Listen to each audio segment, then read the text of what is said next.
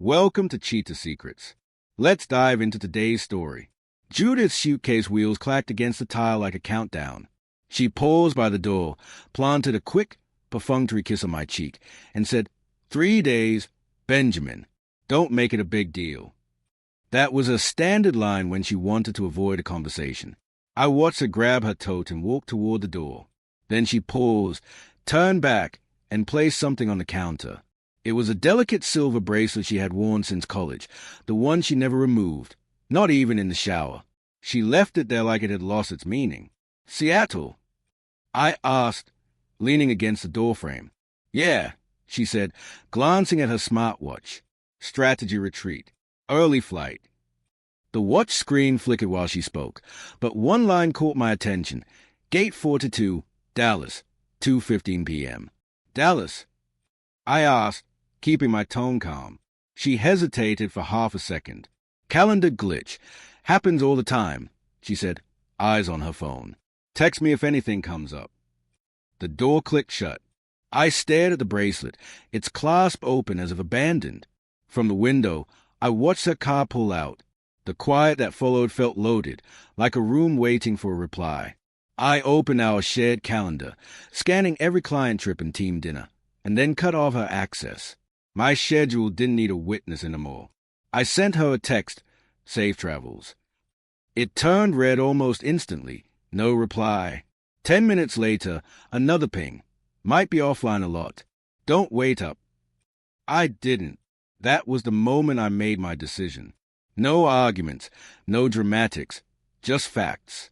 If she wanted to perform absence, I wouldn't play along. The next morning, the apartment felt like an empty page. That kind of silence sharpens your perception, revealing receipts, dates, and patterns hiding in plain sight. At work, I buried myself in numbers. My role in operations at a construction supply company was straightforward. Numbers don't lie if you listen. Mehdi, a co-worker, leaned casually against my doorway, coffee in hand. You look like you slept next to a spreadsheet, she said. Probably did. I muttered, eyes fixed on the screen. You managing things okay? She asked. I gave her a quick look, and she let it drop. That was what I liked about her, observant without ego. After she left, I checked our joint account. Judith's hotel bookings lined up with her supposed work trips, Denver, Charlotte, Austin. Each stay had double occupancy charges and room service for 2. I opened one randomly, the Pomorne Hotel, Dallas. 2 breakfasts, 1 veggie omelet, 1 pancakes with almond milk latte. She didn't even drink almond milk. I called the card company. The representative was polite but firm. No guest notes. I instructed them to close the joint card. Are you sure, Mr. Grant? Completely. Issue separate cards. Same limit. I want our transactions separate. When the new card confirmation arrived, I felt lighter, not better, just cleaner.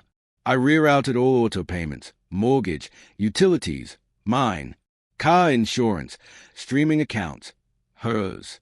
By midnight, everything shared was divided. I wasn't punishing her. I was preparing for the day she'd expect applause for coming home late. Numbers don't lie. People do. So I kept score my own way. Her messages arrived like reminders from a robot.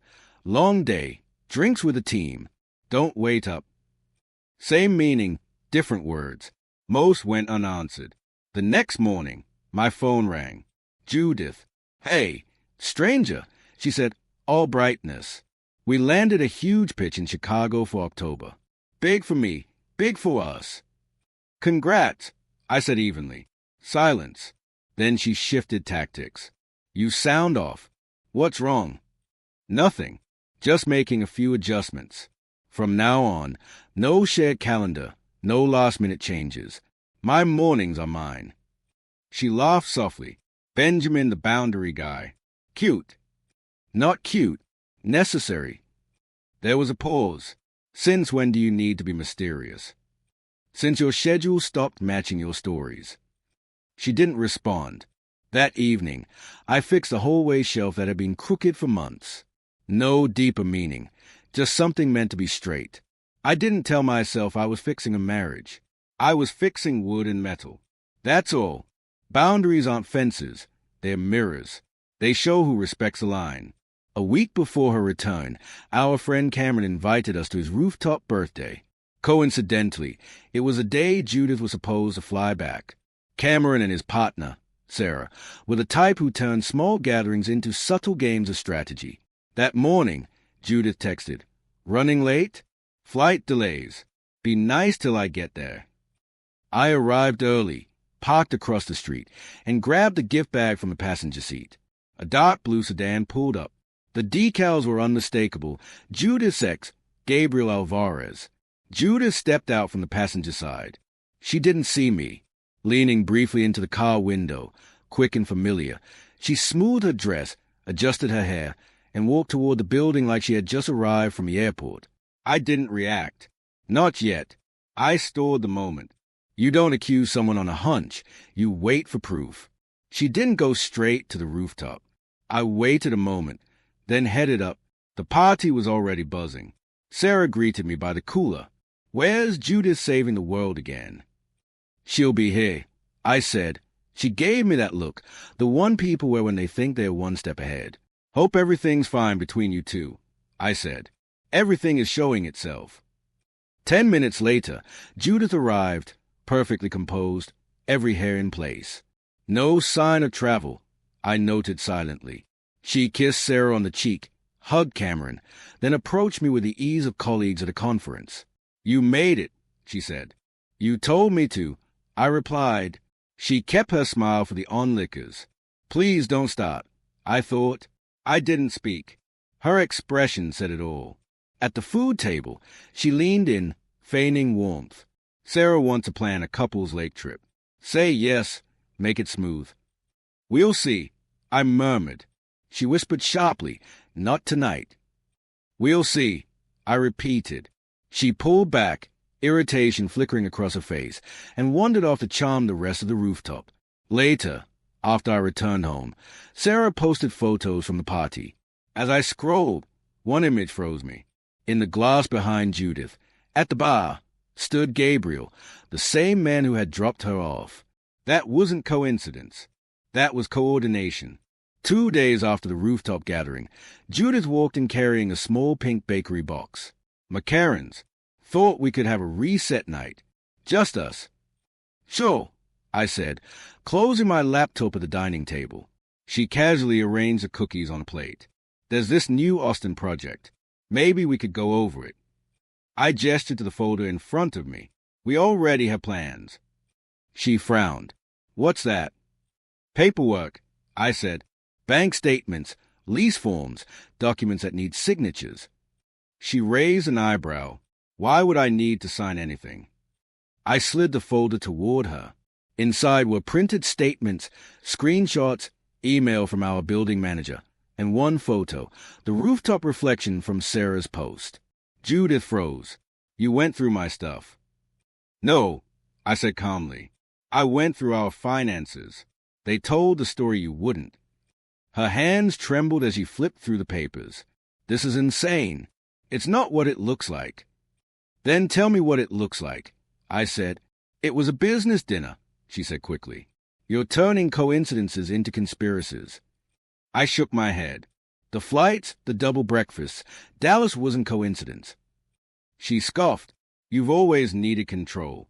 Tracking everything until you feel betrayed." "This isn't control," I said. "It's clarity." Her eyes fell on the lease form. "You're leaving?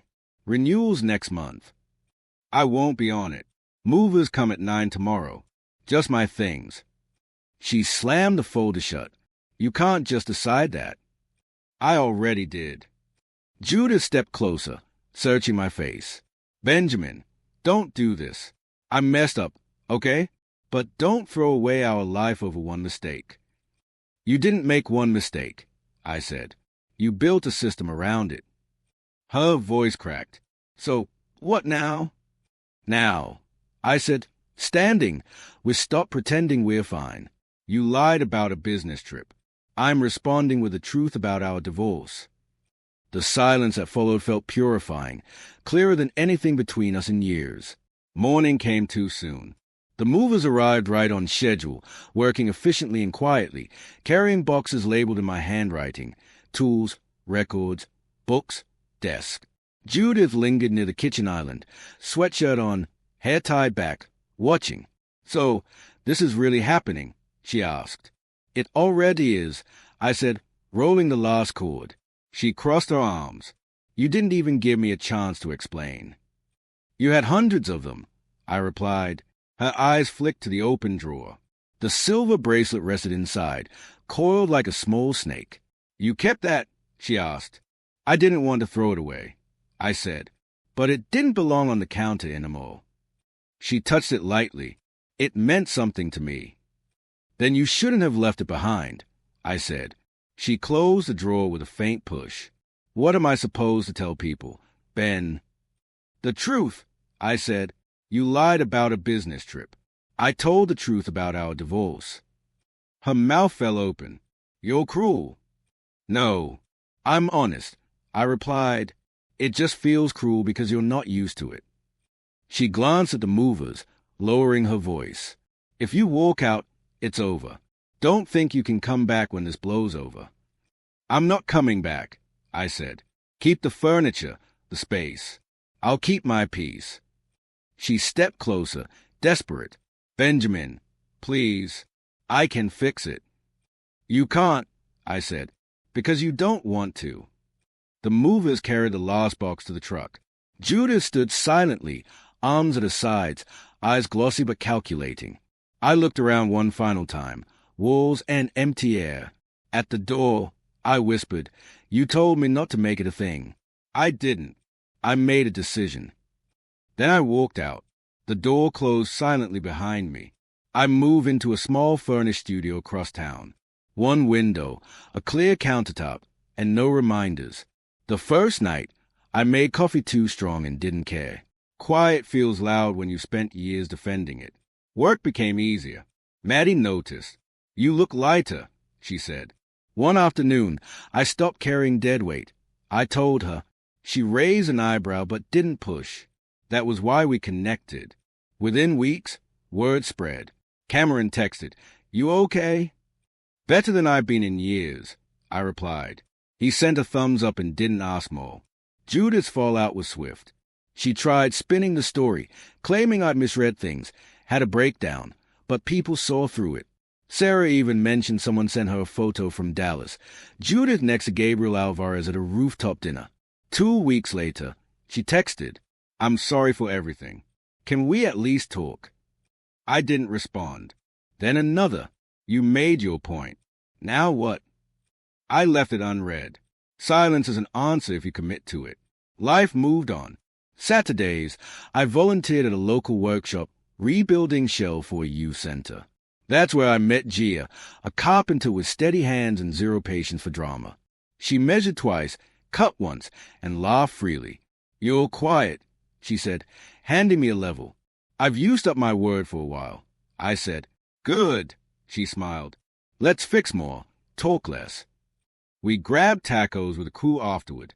No pretenses, no performance, just normal conversation.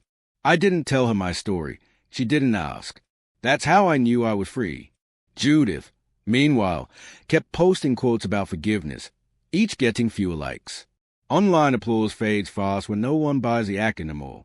3 months after the move, the divorce papers arrived. No fights, no mediation threats, just signatures, the word irreconcilable. Clean. Final. Mrs. Ortega confirmed the lease transfer. My name was gone. That night, I did nothing special.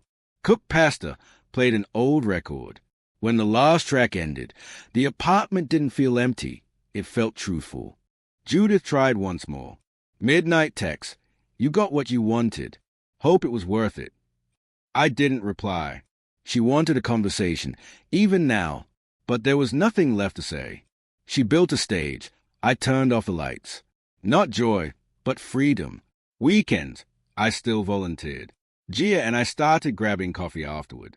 No labels, no rush. She didn't ask about Judith. I didn't need to tell her. That silence was its own peace.